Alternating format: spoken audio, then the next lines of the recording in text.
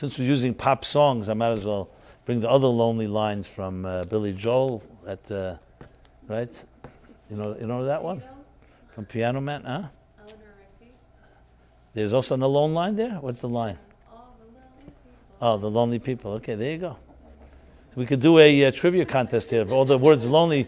Well, songs are all about loneliness often, The one in Billy, what does he say? He says, they drink a drink called loneliness, better than drinking alone. They're sharing a drink called loneliness better than drinking alone. Okay, these are all the negative sides of it. But I want to now address back to the lonely, the negative side of lonely. There's no question having a companion, having a friend. The Mishnah says, "Aseh lecha rav, kneh lecha chaver." Appoint for yourself a teacher, a mentor, and acquire a friend, because those friends and kindred spirits clearly help build our own confidence and also support us, can give us an objective perspective, and just you can lean on. So clearly it helps a person cultivate a sense of confidence when you have a good friend. So I'm not suggesting everything I said earlier that you shouldn't have friends. That's not at all what I was saying. I was just saying at the end of the day, however, it is ultimately about embracing yourself. And and you have people who can help bring you there, great. But it should be to bring you to find yourself, not for you to please them or to become them. That's the key thing to remember. So yes, when it could be a catch-22 situation. So where do you begin? So if you grow up in a healthy home, parents and confident and secure parents will generally cultivate a sense of self, of being comfortable in your own skin, which makes it much easier to take on life's challenges and just be yourself. If, however, that did not come your way, unfortunately, as I said before, that doesn't mean all is lost. It means that's the work you need to do. Because you still have, the soul was still given to you. You're still creating the divine image. You still have a unique mission. You're still a unique person. Your parents don't give or take that from you. What they can give is you embracing it and feeling comfortable with it. But it doesn't mean that you don't have it. The question now is, can you find people that can help nurture you, so-called replacement of what you're compensating that which was not given in the fullest sense of the word. And also learning to nurture yourself in discovering that component. Now you'll find, you read Steve Jobs' biography. There's the new one, but I didn't see that one, the Walter Isaacson's one, where it talks a lot about, it's very clear that the fact that he did not really have a father from the early stage is really what drove him so much to success. In other words, his agony. So sometimes people who really suffer, suddenly they discover their own individuality. No one wishes that on anybody, but it just shows you that there are different ways to reach the destination. That may be an extreme situation, and there are others that have that, and sometimes it doesn't work out. Sometimes the bitterness and the pain of loss doesn't let you excel. The point, however, is that everybody has something that is unique. You must find people in your life that support that. Unfortunately, we have too many people in our Rolodex, or whatever we call it today, your contact list, that when you call them, they're very good at throwing cold water at you and saying, don't get so excited or enthusiastic, I've been there. You need to have people that are supportive, that when you say something, you get excited about something, they say, wow, that's a great thing. I have confidence in you. I believe you can do anything that you set your mind to do. We must have people around like that. If you don't have people like that around you, most likely you will not be able to get there. Because there's so many negative voices, your own negative voices, and as I said, if childhood was not a perfect one, so you have all the cards stacked against you. So one of the ways to counter it is to have people like that, to simply be around people that excel, people who believe in excellence, believe in you, who don't feel undermined and don't forget your success. They'll celebrate it. I'm not saying everyone's that way. There are many people not that way. There are many fine people that you may think are fine, but they're not good for you in that sense.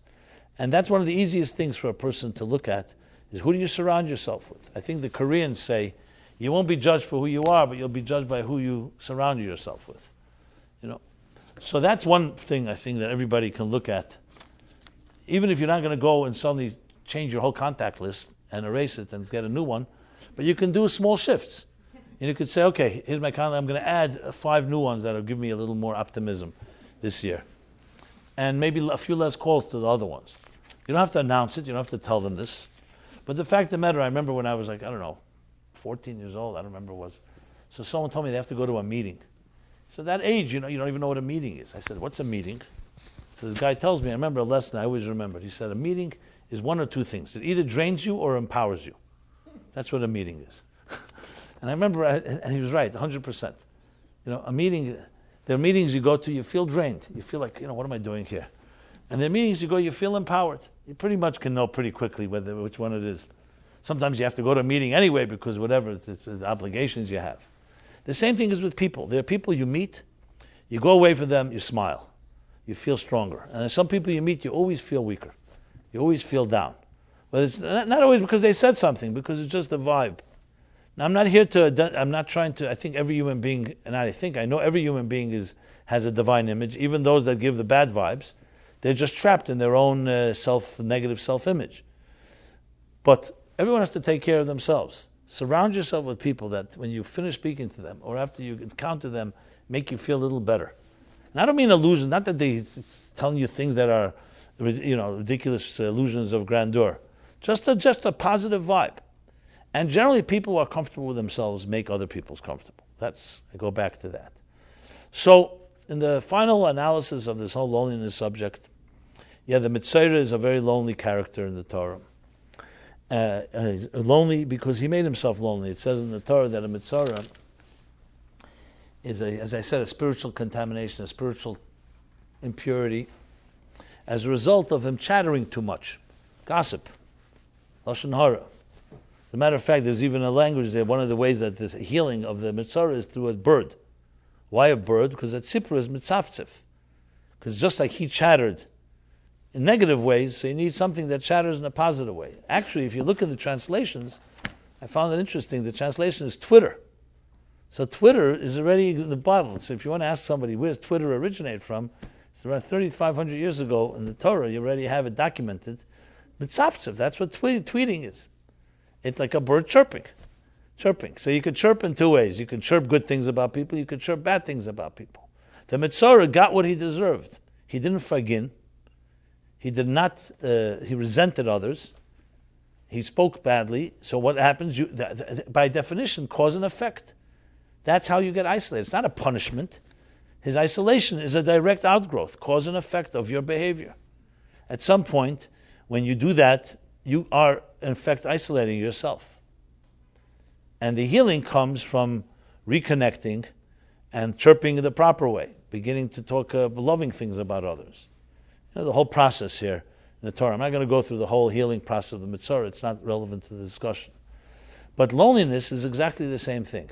Loneliness is a result of our own negative self-image, which ends up feeling that you are no one is around, you have no connection, you don't have anyone else in the world. When in truth is, you should really sense that you're a unique person. And it's not lonely, but it's rather singularity. It's individuality. And being comfortable with that is what actually allows you to reconnect to others. So people who wallow, or they marinate in their own loneliness, what do you think happens? Who wants to be around a lonely person that exudes lonely energy? No, people don't like that. I mean, predators like it maybe, but not healthy people. However, if you could take your bodad, eche yoshva bodad, and turn it to amla bodad yishkin, bodad in the positive, an unhealthy loneliness to a healthy one, then you get into the world of uniqueness. But that takes the work that I've described before, work of, first of all, rebuilding yourself, rebuilding your character, your identity, surrounding yourself with people that believe in you, that give you that confidence, that encourage you. These forces tend to reignite that part of us. Because at the end of the day, I don't think there's a person on earth, even the loneliest or the saddest person or the most insecure, that somewhere deep down inside does not feel that there's something that they have that's unique about them. Unfortunately, people who suffer often think their uniqueness is in their suffering. It's one of the hard things, especially in therapy, where people think that they're unique in their pain. The truth is we're unique in our strengths. On our pain, we're not that unique. Everybody suffers the same way. Everybody bleeds the same way. Our uniqueness is in our strengths. But the strange phenomenon is that people they almost get addicted to their uniqueness in their suffering, which ends up becoming a self-destructive behavior. Because then you isolate yourself. Nobody can understand me because I'm in such pain. Nobody wants to be around me because I'm in such situation. All those voices tend to create a real isolation where you really become cut off from yourself and from others. Which is why you find in Judaism, God forbid anyone who should never happen to anyone, but if there's a loss in a family, a parent or a close one, sitting Shiva is not isolated. It's 7 days of non-stop traffic. I can tell you that, to the point that it's like a whiz. It's a completely, again, no one should ever know this. But then you think about the wisdom of it is brilliant, because it's not letting you just disappear because death is an extremely painful experience emotionally. It's like the end. Finality. You're not going to see this person again. It brings up who knows what.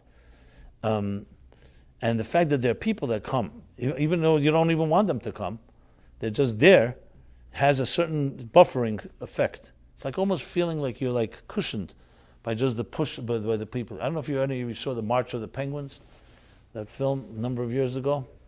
And you see first of all, it's fascinating just the way they protect their young and their whole. But one thing that's very interesting, they're in sub-zero temperatures in the Arctic. Was it in the South Pole or North Pole, wherever, one of the two. I think the South is colder, right? Not sure. Anyway, it doesn't matter. It's pretty cold, like 70 below, 80 below. So the penguins, what they do is they group together, these emperor penguins, and because that makes their body warmth, their body heat is joined, but they keep on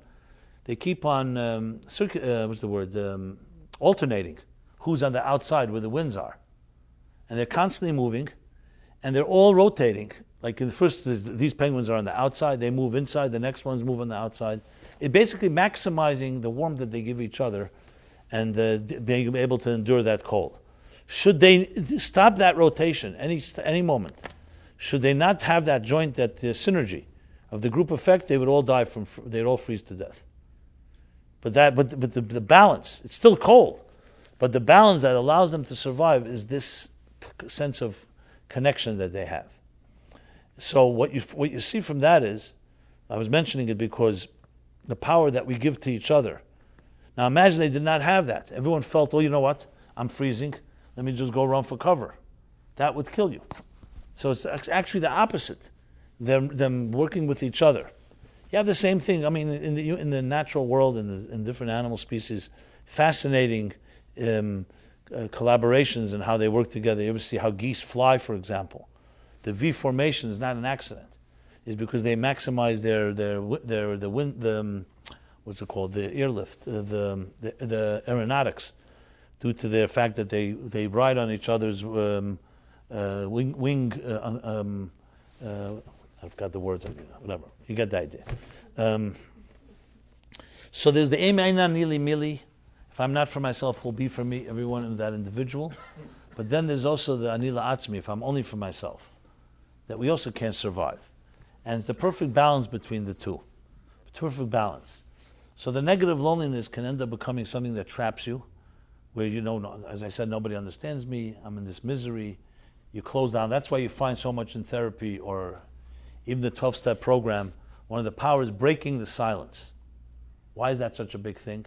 Because the silence is worse than the rape, as they say. The silence is worse than the crime. That when a person goes into isolation and they feel they can't talk to anyone, they feel no one will believe me or no one will understand me, that creates that pariah element that turns loneliness into a real cancer. And then it starts feeding on itself, because you start becoming this person in your own eyes. You're a pariah. In your own eyes, you'll not be believed. In your own eyes, you'll be mocked. You'll be criticized. You'll be judged. That's a big one. You'll be judged.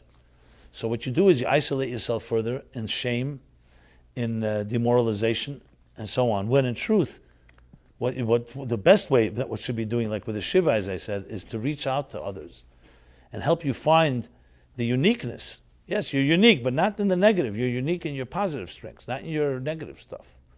And that becomes a force where you can then build on that And then, as I said, it complements both sides, complement each other. Individuality complements the whole, and vice versa.